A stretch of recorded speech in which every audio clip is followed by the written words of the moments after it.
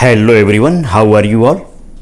I hope you all are enjoying good health, good learning. आज हम लोग बहुत important tense, present perfect tense के बारे में जानते हैं। प्रेजेंट परफेक्ट टेंस यानी कि जो कार्य वर्तमान काल में पूरा हो चुका है उसी को प्रेजेंट परफेक्ट टेंस कहते हैं। प्रेजेंट परफेक्ट टेंस की पहचान होती है वाक्यों के अंत में चुका है, चुके हैं, चुकी हैं इत्यादि शब्द आते हैं। इसके अलावा आया है, गया है, खाया है, पिया है, इस तरह के भी सेंटेंस आते हैं। यानी कि आ की मात्रा, ई की मात्रा, बड़ी की मात्रा जिस सेंटेंसेस के लास्ट में रहते हैं, यानी कि कार्य के पूर्ण होने का, कंप्लीट होने का बोध हो जाता है, परफेक्ट होने का बोध हो जाता है, उसी को प्रेजेंट परफेक्ट टेंस कहते हैं। अब जानते हैं कि अफर्मेटिव सेंटेंसेस को कैसे ट्रांसलेट करेंगे। अफर्मेटिव सेंटेंस का जो स्ट्रक्चर है नोट कर लीजिए। सबसे पहले सब्जेक्ट लिखेंगे, इसके बाद हैज़ या हैव, यदि एक वचन करता है तो हैज़, बहुवचन करता है तो हैव। इसके बाद वर्ब की थर्ड फॉर्म, फिर ऑब्जेक्ट और फिर अदर वर्ड लिखते हैं।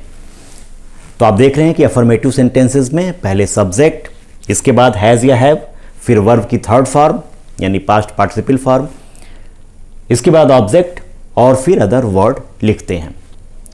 जैसे एक सेंटेंस लेते हैं, समीर एक आम खा चुका है। समीर एक आम खा चुका है। Sameer has eaten a mango. Sameer एक वचन है, याद कीजिए समीर एक वचन है इसलिए हैज़ लगा। यदि बहुवचन करता होता तो हैव लगता, लेकिन समीर एक वचन है, सिंगुलर नंबर है, इसलिए इसका ट्रांसलेशन हुआ Sameer has eaten a mango. एक और सेंटेंस देखते हैं प्लूरल नंबर का, वे लोग एक किताब पढ़ चुके हैं।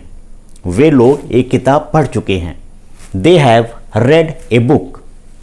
They have read a book.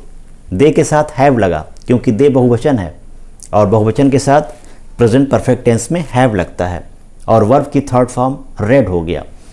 लिखा तो जाता है RED रीड, लेकिन इसको पढ़ते हैं फर्स्ट सेकेंड थर्ड फॉर्म में रीड, रेड, रेड। इस पे कंफ्यूज आप मत होइएगा। इसी तरह से मान लीजिए और भी सेंटेंसेस हैं। सीता कानपुर गई हैं। Sita has gone to Kanpur. Ramesh वापस आ गया है। Ramesh has returned. और भी जितने एक्सरसाइज है बुक में से आप करेंगे। अब हम लोग आते हैं निगेटिव सेंटेंस पे। निगेटिव सेंटेंस का स्ट्रक्चर नोट डाउन कर लीजिए। सबसे पहले सब्जेक्ट, इसके बाद हैज़ या हैव, फिर नॉट, फिर वर्ब की थर्ड फॉर्म, फिर ऑब्जेक्ट और फिर अदर वर्ड। यहां पर भी सेम नियम वही है, सिर्फ हैज़ या हैव के बाद नॉट लगेगा। जैसे समीर एक आम नहीं खा चुका है। Sameer has not eaten mango. इसी तरह से वे लोग एक किताब नहीं पढ़ चुके हैं। They have not read a book. They plural number है इसलिए हैव हुआ, फिर नॉट हुआ। रीड का थर्ड फॉर्म रेड, इसके बाद ऑब्जेक्ट ए बुक। यदि अदर वर्ड होता पार्क में तो इन द पार्क हो जाता। दे have not read a book in the park. अब आते हैं इंट्रोगेटिव सेंटेंसेस पे, प्रश्नवाचक वाक्यों पे। प्रश्नवाचक वाक्यों में सबसे पहले क्वेश्चन वर्ड लिखते हैं, इसके बाद हैज़ या हैव लिखते हैं, फिर सब्जेक्ट लिखते हैं, फिर वर्ब की थर्ड फॉर्म, फिर ऑब्जेक्ट, फिर अदर वर्ड और सबसे लास्ट में क्वेश्चन मार्क। क्वेश्चन मार्क आप जरूर लगाइएगा क्योंकि ये पंचुएशन में जरूरी होता है। तो क्वेश्चन वर्ड आपको मालूम है, जितने भी W वाले शब्द हैं, वाई, वॉट, वेयर, विच या हाउ, ये क्वेश्चन वर्ड हैं। इनको हम सबसे पहले लिखते हैं, लेकिन इसमें याद रखिएगा इंट्रोगेटिव सेंटेंसेज में जो सेंटेंस क्या से शुरू होते हैं उसकी इंग्लिश नहीं लिखते हैं। यदि क्या सेंटेंस के बीच में है तब तो उसकी इंग्लिश लिखेंगे व्हाट, लेकिन यदि सेंटेंस के पहले क्या है तो उसकी इंग्लिश नहीं लिखते हैं, बल्कि हेल्पिंग वर्ब लिखते हैं, हैज़ या हैव। अभी आपको समझ में आ जाएगा एग्जाम्पल से। एग्जाम्पल है, समीर एक आम क्यों खा चुका है। समीर एक आम क्यों खा चुका है। अब क्यों, क्वेश्चन वर्ड है क्यों, why. Why has Sameer eaten a mango. Why has Sameer eaten a mango. यदि होता क्या समीर एक आम खा चुका है? क्या समीर एक आम खा चुका है? तो जब क्या पहले रहता है तो उसकी इंग्लिश नहीं लिखते हैं, सिर्फ हेल्पिंग वर्ब लिख देते हैं। Has Sameer eaten a mango? Has Sameer eaten a mango. लेकिन यदि सेंटेंस होता समीर क्या खा चुका है, समीर क्या खा चुका है, अब यहाँ पे क्या सेंटेंस के बीच में आया तो उसकी इंग्लिश लिखेंगे what has Sameer eaten? What has Sameer eaten? एक और सेंटेंस लेते हैं इंट्रोगेटिव सेंटेंस का, प्लूरल नंबर का। वे लोग एक किताब कहाँ पढ़ चुके हैं? वे लोग एक किताब कहाँ पढ़ चुके हैं? कहाँ, वेयर, इसको पहले लिखेंगे।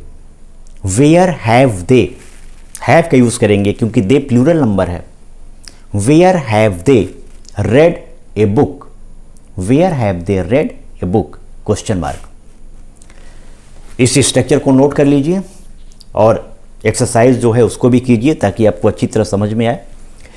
जो चौथा सेंटेंस है इंट्रोगेटिव नेगेटिव सेंटेंस, इसमें मैं आपको बार बार बताता हूँ सब्जेक्ट के बाद नॉट लगता है तो interrogative sentence interrogative negative sentence में कन्वर्ट हो जाता है, चेंज हो जाता है।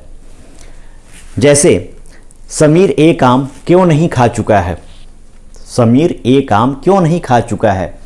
तो इस स्ट्रक्चर पे ट्रांसलेशन हो गया why has Sameer not eaten a mango? Why has Sameer not eaten a mango? आपने देखा जो इंट्रोगेटिव सेंटेंस था उसमें सिर्फ सब्जेक्ट ने नॉट लगा दिए और ये इंट्रोगेटिव नेगेटिव सेंटेंस चेंज हो गया, बन गया। इसी तरह सेकेंड सेंटेंस लेते हैं।